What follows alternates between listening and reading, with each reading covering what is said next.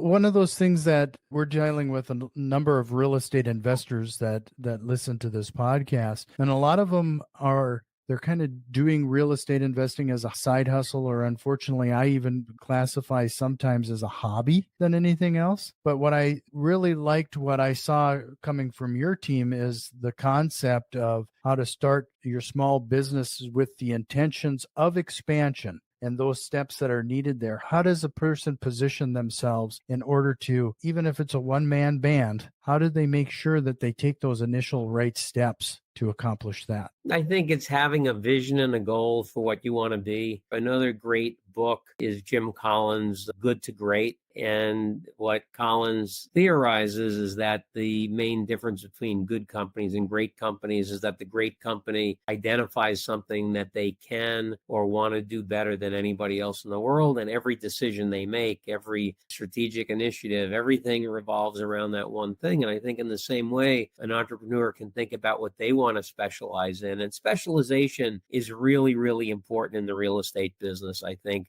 the best way to add value to a client is by being a true expert at something. So operate within an arena that's small enough that you really can know everything about it and be a real expert, but have that be large enough that you can make a good living doing it. But that specialization leads to an easy way to differentiate yourself from everybody else that's trying to do what you do. And that differentiation leads to a competitive advantage. And so I think as an entrepreneur starting a business, wanting to grow it, think about where you want to be in 5 or 10 years. Have an operating platform with systems in place that will allow you to scale. Have that operating platform and the guidelines by which you operate be implemented fairly for everybody, so everyone's on a level playing field, and then just keep going forward one step at a time, building towards your goal, trying to be the best at one particular thing. And we all need help. We all need people by our side, partners and colleagues, to help us get where we want to get to, but create an environment that